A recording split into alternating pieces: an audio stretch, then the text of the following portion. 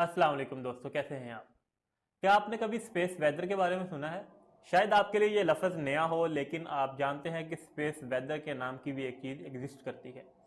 जैसा कि ज़मीन के ऊपर वेदर टेम्परेचर के चेंज होने का नाम है, इसी तरह स्पेस के अंदर होने वाली चेंजेस को भी हम स्पेस वेदर का नाम देते हैं। तो आज की इस वीडियो के अंदर हम इसी चीज़ के बारे में जानेंगे।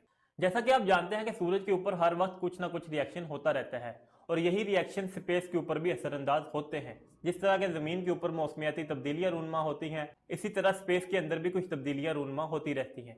इन चीज़ों को हम स्पेस वेदर का नाम देते हैं। सूरज के ऊपर होने वाले रिएक्शन जिनमें सोलर फ्लरीज और सोलर विंड्स शामिल है, ये स्पेस के ऊपर बहुत ज्यादा असरअंदाज होती रहती है। इसका फिनोमेना आप जमीन के ऊपर भी देख सकते हैं, जो कि इंतहाई दिलकश और खूबसूरत नजर आता है। आपने कभी ना कभी पोलर लाइट्स का जिक्र तो जरूर सुना होगा। जी हाँ, वही पोलर लाइट्स जो आप नॉर्थ और साउथ के ऊपर अक्सर देखते रहते हैं।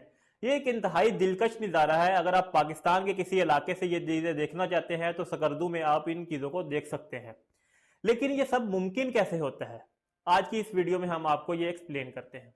दरअसल सूरज के सतह के ऊपर होने वाले बड़े बड़े धमाके और रिएक्शंस बहुत सी लहरों को पैदा करते हैं।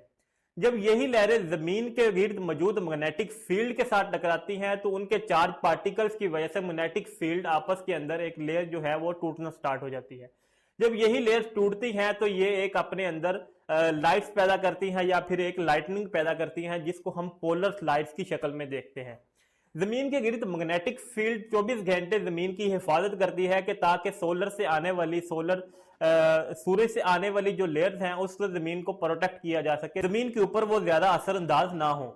लेकिन फिर भी आप जानते हैं कि कभी कभार ये लेयर जमीन के कुछ हिस्सों के अंदर दाखिल हो जाती हैं। इनका असर बहुत ज्यादा देखने को तो नहीं मिलता, क्योंकि ये बहुत कम मिकदार में दाखिल होती हैं। क्या आप जानते हैं कि अगर ये बहुत ज्यादा मिकदार में जमीन के अंदर दाखिल होने लग जाए तो क्या हो? आपने कभी जीपीएस के साथ सफर किया है?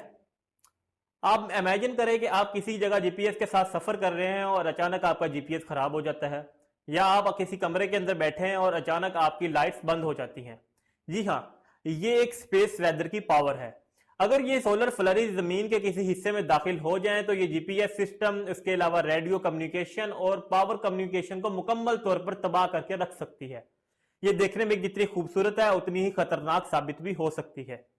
ये सिर्फ जमीन पर बसने वाली मखलूक के लिए मुश्किलात पैदा नहीं कर सकती, बल्कि ये हमारे सैटेलाइट सिस्टम के इलेक्ट्रॉनिक्स को भी मुकम्मल तौर पर तबाह कर सकती है और उसके अंदर मौजूद एस्ट्रोनॉट्स के लिए भी खतरा साबित हो सकती है। मैं उम्मीद करता हूं जब भी आप अगली बार सोलर फ्लरीज के बारे में या फिर पोलर लाइट्स के बारे में सुन रहे होंगे तो आप पहले से ज्यादा एक्नॉलेज। अगर आपको हमारी ये वीडियो पसंद आई तो हमारे चैनल को सब्सक्राइब कीजिए, वीडियो को लाइक कीजिए और शेयर करना मत भूलिएगा। Thank you so much.